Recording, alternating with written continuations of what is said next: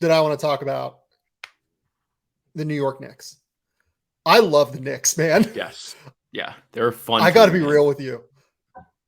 Is this the most fun team, purely fun, outside of like the Derrick Rose, Joakim Noah prime Chicago Bulls team that was like a 1 seed basically? Is this the most fun Tom Thibodeau coach team that you can remember? I think I would probably struggle with that one just based on the early season and those vibes. But like of late, yeah. I mean, it's so weird too because they had the 8-game winning streak after getting absolutely blown out by Dallas, having that terrible stretch. It felt like any day Tibbs was going to get fired, and then they got absolutely lucky with, I believe Jokic was out for Denver. Utah was kind of off the night that they played. I just like that, and then it just ends up they have the turnaround. Quentin Grimes comes back, or I should say, gets reinserted to the starting lineup, playing more minutes. He cuts down the rotation. They go on that 8-game winning streak. Then they follow that up with a 5-game losing streak with some absolutely baffling losses in there. Part of it was just late game stuff that really bit them. They struggled a little bit with how many minutes they were playing because they had 1 or 2 guys out of the rotation.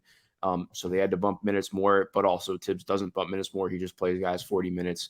So like that Dallas game, they had a significant lead and then they end up losing in the fourth quarter because guys are, losing in overtime because they're totally gassed. Also, let's be clear that was the Doncic 60-20. Oh yeah. Like Luka was amazing. Point being, like Luka's amazing, but that was that's still a game where I look at him like, okay, part of that's difficult, but the Jalen Brunson has been awesome. That they lost to Milwaukee. Let's start with him. But what he did against Milwaukee was sensational. He's up now. He was shooting poorly to start the year. He's up to 39% from deep now on 4.5 attempts per game, averaging 22 points, 6 assists. The defense is still, that's going to be a problem for him. He has not been a good defender really for any stretch this year, but what he's brought to them as a live dribble creator who can get into the paint at will has been massive. And you see their offense really take a hit when he's off the court. He's been so important for what they're doing. And if they continue on this trend, I think that I wouldn't be shocked if he makes the All-Star team, especially like considering fan votes where he would end up over Julius right now. Not that the fans vote should matter as much, but that's time. And it's, by the way, it's opening up now with Halliburton being out. Yeah. Yeah. So that actually really helps him potentially make the All-Star team. So over Jalen Brunson's last 26 games. So that's the stretch after the win at Utah, after the win at Denver, those single-digit wins where Brunson had like 25-8, 21-7. Over his last 26 games, Jalen Brunson's averaging 23 points, 3 rebounds, 6 assists, shooting 46% from the field, 43% from 3, 84% from the line, while getting to the line 5 times per game. That's been the big adjustment, I think, with Brunson having the ball in his hands more. He's getting to the foul line way, way more and getting easy buckets. I think that's actually like that has upped his points per game number probably by 2.5 points alone this year, just getting to the line more and being able to attack more capably in that way. Yeah, no, for sure. I totally agree with that. And what is so tough about this team, and I'm not meaning this as a slight. Like I wrote this when I wrote about Quentin Grimes. I think it was a week or 2 weeks ago. Because again, like it feels weird talking about a guy who's averaging 11, 3, and 2 as like this game-changing player, but he has been for them. Like he is one of the few guards who I think is always going to have his name, as long as like injuries and stuff don't happen, always going to have his name in the mix for all defense. Like his defense is that good, off ball, on the ball. He is such a good screen navigator. He mirrors guys about as well as you can.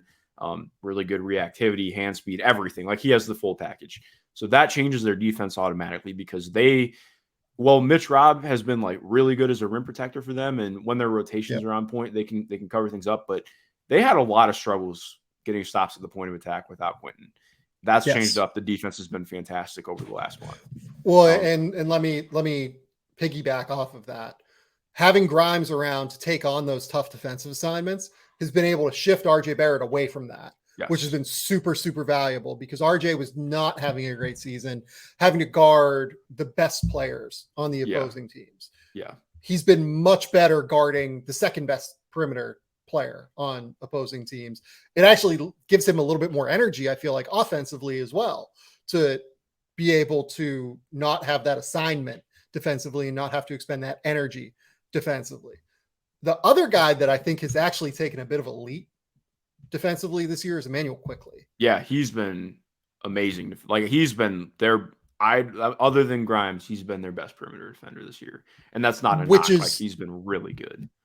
which is a bit surprising, I think. He has great length, but like coming in, he was never all that quick necessarily. He was never a guy who I thought like was super high level on that end. At Kentucky, more than anything, he guarded up the lineup because he had that length. I thought when he guarded guards, he was not awesome necessarily defensively.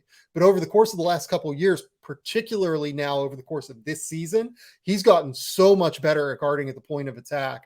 He is really, really good defensively now. And that's why, look, I understand the fact that there's a real question about whether or not you want to pay Immanuel Quickley or whether or not you want to continue to open the cap sheet moving forward, right? Given that you're in a big market, given that you're the New York Knicks and you're playing this incredibly fun brand of basketball right now, that should be an attractive place to play for free agents. So I do understand why they would be tentative and why they would consider potential trade avenues for Immanuel Quickley. I think he'd be a big loss for them. Yeah. Like I really think he'd be an enormous loss for them. Yeah, he hasn't. I mean, he had that starting stretch about a week ago. He returned to the bench last night, but he's been one of their 4 best players this entire year, without a question. Like even with some of the offensive issues, like what he brings to them as a facilitator and what he's done defensively has been pretty irreplaceable. But I think, like exactly like you're mentioning, it's tough because, and this is, I'm not reporting anything. My assumption is that the trade rumor stuff came from his camp. Like I'm pretty sure he's unhappy in not getting the opportunities to really be a full-time starter. I think that he's at the point where, like, I legitimately would say that he's close to having earned that. Like, you know, do not aggregate this. Yeah. Mark is not reporting this. As I said, I'm not reporting. Like, but I mean, that's I feel like that's pretty easy to decipher. Like he's a good player. It's just there isn't going to be upward mobility right now with Brunson and Grimes. Like that's pretty set in stone. You can't get up over that. So I am interested to see what happens with that because we keep seeing, like, even again, like I mentioned, like we're still seeing trade rumors come out about Quickley and other teams calling on him. So I'm interested to see what happens. But like you mentioned, he's been so important. And what's tough for me with the Knicks, again, I got away from this earlier. Can we finish up on Quickley real quick? Yeah, for sure. Move to the Knicks generally. You mentioned that little stretch where he's been starting here and there, right? So over the course of Quickley's last 12 games, he's played 35 minutes a night. He's averaged 18 points, 4 rebounds, 4 assists, only 1 turnover per game in that time. He's turned the ball over 13 times in those 12 games, which is bonkers for a guy who has the ball in his hands as much as he's been having the ball in his hands. Shooting 46% from the field, 37% from 3, 85% from the line, while playing really good defense. Like, you can understand why Dallas keeps coming up as an idea for Immanuel Quickley. It's hard to imagine someone be a better, replacement for Jalen Brunson than that right there in terms of what he's bringing to the table. If they want to move him, I understand the concept behind why you would want to move him. They need to be prepared for a big drop off if they do. I've long been a little bit lower on Immanuel Quickley than most people have been. Yeah, I think you and I have definitely been. We've been in odds on him before. But we need to just acknowledge he's been really great this year. He's like, I thought he was even a little bit overrated as a rookie. Like, I think he's actually pretty underrated now. Yeah. with what he's doing. Well, exactly. I mean, kind of like you're mentioning, when I hear him to Dallas, I'm like, for what? Like, what am I trading him to Dallas for? Like, Yeah. you're sending me back like, I mean, even like I love Dorian Finney-Smith, but I don't think that I make that move. Like, does that move the needle really? Like, is that change? And even for Dallas too, like Dorian hasn't hit the same this year, but they kind of need him for what they do. Yeah. So that's just, the random throw out. Well, But it'd have to be like the Knicks really like Josh Green and something well, like Josh Green in a pick or something like that. so that's exactly what I want to get into, because like you're mentioning, part of what makes Immanuel so good for this team, and same thing with Quentin, they move without the ball. Like they really Yep. they can flow without being part of a play. I think that's why Grimes is so important, because he's a movement shooter, but he's a movement shooter who doesn't necessarily need movement sets run for him. Because Tom Thibodeau does not run movement shooting sets. He does not run looks to open up 3-pointers. It's all off drive and kick. It's all off draw two. That's something that he has not changed. He's not going to change. I think we can pretty concretely say that now. The man is like 70 years old. It's not going to change. So that's where I worry about adding guys who are who need to have things run for them specifically, that maybe don't necessarily fit in with this. Like, I think that they really need players who can play with some randomness, who can be able to play within a broken play. So that's why I always have some hesitancy with, like, okay, if you bring in a guy like Cam Reddish, that's not his game. Like, that's not what he can do. And I think, like, obviously there's a disconnect between what Cam really can do and what fans think he can do. But just in fairness, like, that set him up to be rough. Like, so exactly, like, I think it just adds in like another mode of, like, you need to be really concerned about what you're getting out of this and what they want to do. Because this has the making of a good team. But I think that there are still things that they need to figure out. Like, I think making a move at the backup center position would be good for them. More, maybe even that's just moving Isaiah Hartenstein so they can play Jericho Sims more. And that's part of it is frustrating to me, because I think, like, Tom's scheme has really limited what Isaiah Hartenstein does. Like, they don't play to his strengths at all. So to be fair, he has not had a good season, but, like, I mean, I don't know what you expect. I think that's what's frustrating about the team at times. Like, and I don't mean to be like unhappy about a 23-19 team. I think it's more so I just look at this team and, like, they could be a little bit more. And I do that just wears on me a little bit. But I'm ecstatic about this 23-19 team. Oh, so yeah. you can even out my. You know what we didn't even say? My RJ Barrett has been fantastic of late when he's been healthy. Yeah, he got that really little started like off the year cut rough, on his finger or whatever. But yeah, since oh man, it feels like, again, like right around that time, maybe a little bit after that Utah Denver game. Like, it feels like he's been great too.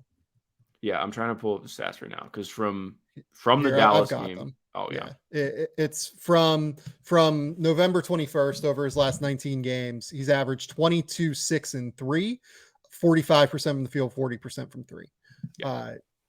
That's phenomenal. That's like really, really good production at the end of the day. The other guy we haven't even mentioned this guy's name yet is Julius Randle. You said that. I do think that I would say Brunson should be their all-star over Julius Randle, if only because I think that Julius's start to the season was that's fair, as immensely frustrating as it was. Julius Randle is also averaging 27, 12, and 4 over his last 22 games. Yeah. Julius Randle has been incredible. He's been amazing. I mean, his shot number got dragged down by what happened in the Milwaukee game, which I think got clowned way too much. I would have probably told him to not shoot 9 threes if you're missing all of them, but I appreciate that over taking 9 step back 18 footers. Like, there's been a legitimate change in process. I think there are still the frustrating things that happen with him, but the touch has come back to a certain degree from where it was last year. He's making the right plays when things happen. It's not the same snappy stuff that you would like, but it's so much better than it was last year. And it is legitimately impactful stuff. Like, he is good. Yeah. He's been fantastic getting to the line, drawing fouls, being aggressive in the paint. And I mean, for what this team does, he's been essential to it. So I can't complain about him. Yeah. The defense I can't complain about, but the offense has been good. look, you mentioned Mitchell Robinson's rim protection and defense. Like, this team is miraculously 10th in defense right now, like on the back of Quentin Grimes and Mitchell Robinson, and to an extent, Immanuel Quickley. Like, he's been really good defensively. Deuce McBride comes in and annoys the shit out of people for like 15 minutes a night. But like, man, what Mitchell Robinson has done defensively this year in order just to like keep this thing together has been absolutely phenomenal. Yeah, he's been really impressive. It's been cool because I remember last year I was just so bummed when he did the dirty bulk and like absolutely shot his mobility. This year, I think he shed some of that weight, but also he's just comfortable in his body again. You can really tell like it took him some time to get accustomed to the weight gain. And it's paid dividends because he's stronger now. Like, he's much better holding up in the post than he used to be. Like, in that Milwaukee game, he was much better playing against Brook Lopez than he has been in the past. He's much better playing against stout post players than he has been in the past. We haven't really seen any offensive growth, but I don't really care. Obviously it would be nice, but like we kind of knew the thing with Mitch when he was coming out of Western Kentucky, or can we even say coming out of Western Kentucky? Coming out of high school. Yeah, exactly. Yeah. So like, he does what this team needs him to at an extremely high level. And the defense has, like, again, the rim protection is stellar, and he has more of that mobility back. I've loved watching him play compared to, I mean, it's again, like, same thing like we just talked about with Julius coming off of what last year was. It's been really awesome to see this bounce back season from him. Yeah. I think the Knicks this is my hot take right now. I think Knicks are a playoff team. I think straight up. Yeah. No, yeah, I think they're not a play-in team. I think they are a playoff team. I think they finish in the top 6. Yeah. I'm trying to think. Miami has been better-ish. I feel like every time I start to say that Miami's been better, they find a way to not be. But yeah, I mean, I think I can get there. Again, it's a lot's going to hinge on what does or doesn't happen at the trade deadline. But yeah, I mean, this team they're solid. Do you know what they are currently in net rating? They're above top 10. They're 8th in the league in net rating right now. Yeah, like they're actually they should have more wins than they do right now. Mm-hmm. This is a good team. Like, I'm just straight up like in on the Knicks. Like, I think they are good, which is not something I expected to say this year, but I was very wrong about that. Yeah.